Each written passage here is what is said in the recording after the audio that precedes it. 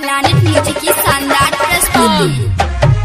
DJ Sumit Satish भैया, DJ Sumit Satish भैया। हमारा जिंदगिया में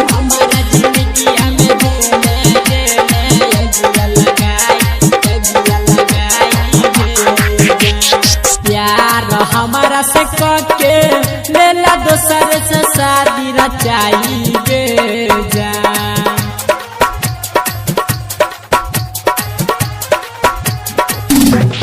प्यार हमारा से करके लेला दोसर से शादी रचाई गे जान।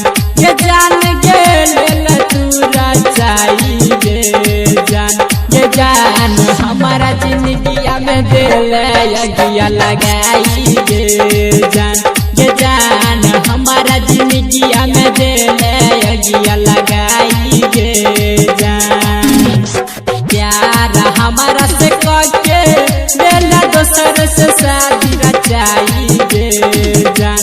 ये जान गे लेला तू रचाई गे जान। ये जान हमारा जिंदगिया में दिल अगिया लगाई गे जान। ये जान हमारा जिंदगिया में दिल अगिया लगाई गे जान। अभी आप सुन रहे हैं प्लैनेट म्यूजिक की शानदार प्रस्तुति। Presented by JM Music। DJ Sumit Satish भैया, डीजे सुमित सतीश भैया। हमारा जिंदगिया में दिल अगिया लगाई गे जान। बचपन से करे रहियो तोरे से प्यार गे। कर दिलही दिलवा में तेरे यार पार गे बचपन से करे रहियो तोरे से प्यार गे। कर दिलही दिलवा तू यार पार गे। तोरे के खातिर जान छोड़लियो पढ़ाई गे जान। ये जान गे छोड़लियो पढ़ाई गे जान। ये जान सैयो लही दोसर से मंगिया भराई गे जान।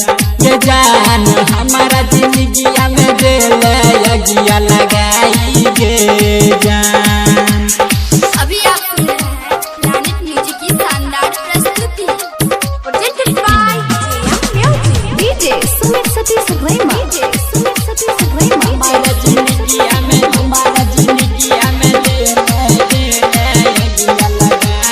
अगिया लगाई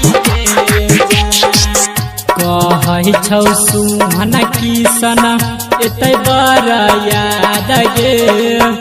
हमर जिंदगिया तू केल बर्बाद गे। कहै छौ धीरज अंकुश एतै बड़ याद गे। हमर जिंदगिया तू केल बर्बाद गे।